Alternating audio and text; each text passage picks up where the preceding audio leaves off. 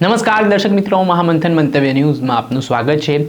અમરેલીમાં માલધારી સમાજ રોષે ભરાયો છે। માલધારી સમાજના આગેવાનો દ્વારા મામલતદારને આવેદનપત્ર પાઠવીને જે જંગલની જમીન પર ગેરકાયદેસર રીતે ખોદકામ ગૌચરની જગ્યા પર ચાલી રહ્યા છે, સાથે જ જે પશુઓના મારણ થઈ રહ્યા છે અને યોગ્ય વળતર નથી મળી રહ્યું, તેને લઈને આક્રોશ વ્યક્ત કર્યો છે।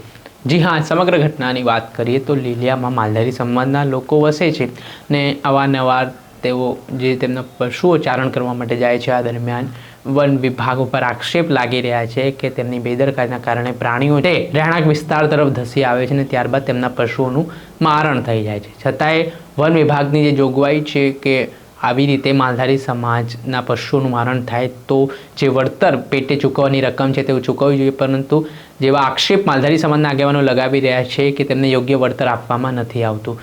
સાથે જ જે ગૌચરની જમીન આવેલી છે ત્યાં ખોદકામ ગેરકાયદેસર રીતે થતું હોય તેવા પણ આરોપો છે તે માલધારી આગેવાનો લગાવ્યા છે અને આ સંદર્ભમાં લીલિયા ખાતે માલધારી સમાજના લોકો દ્વારા સ્થાનિક મામલતદારને આવેદનપત્ર પાઠવવામાં આવ્યું છે ને શું માંગ કરવામાં આવી છે, આ મામલે શું કહી રહ્યા છે માલધારી આગેવાનો, તેમને સાંભળો। લીલિયા તાલુકામાંથી સમગ્ર માલધારી સમાજના લોકો ભેગા થઈ અને આ ફોરેસ્ટ ડિપાર્ટમેન્ટની ઓફિસે આ આવેદનપત્ર દેવા આવ્યા હતા। અમારો મુદ્દો એ હતો કે અમે પશુપાલક સાથે સંકળાયેલા અમારો સમાજ છે અને બધા અમારા લોકો જ્યારે દિવસે ઢોર લઈને જતા હોય છે અને સારવા માટે, ત્યારે સિંહો દ્વારા અવારનવાર અમારા માલ ઢોરનું નુકસાન થતું હોય તો સિંહ અંદર અમારા 50,000ની ભેંસ હોય એનું નુકસાન કરે છે તો ફોરેસ્ટ ડિપાર્ટમેન્ટ દ્વારા 10,000 કે 5,000 જેવી નાની એવી રકમ આપી અમને એટલી ચૂકવણી કરવામાં આવે છે। તો અમારા સમાજની માંગણી છે કે અમને મેક્સિમમ વળતર દેવામાં આવે અને બીજું એ હતું કે અમારા સમાજને જ્યારે નુકસાન થયું હોય ત્યાં અમારા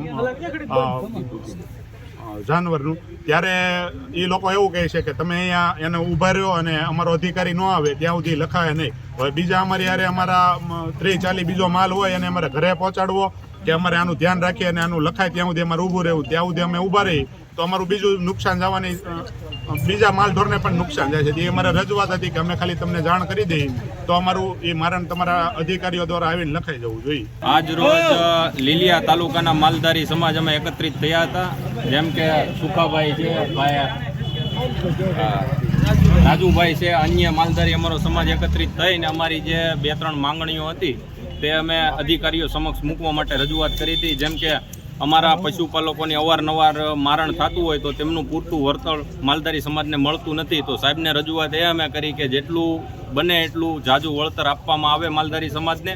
અને બીજી માંગ તે અમારી હતી કે ગૌચરની જગ્યામાં અવારનવાર ખનન થતું હોય તો એ દૂર કરવામાં આવે। આપણે સાંભળ્યા હતા રાહુલભાઈ અને રાજુભાઈ નામના માલધારી સમાજના આગેવાનો, પશુપાલકો। તેમણે આમાં જે ઘટનાક્રમ છે તેમાં વન વિભાગ પણ ગંભીરતા લે ને આમાં યોગ્ય વળતર જે ચૂકવવા પાત્ર છે તે ચૂકવવામાં આવે અને જે ગેરકાયદેસર ગૌચરની જમીન પર ખોદકામ ચાલી રહ્યું છે તેને તાત્કાલિક ધોરણે અટકાવવા માટે અપીલ કરી છે અને ન્યાયની માંગ કરી છે। દર્શક મિત્રો, આવા જ નવા વિડીયો સાથે આપણે માહિતગાર કરતા રહીશું, એટલે મહામંથન મંતવ્ય ન્યૂઝ જોતા રહો।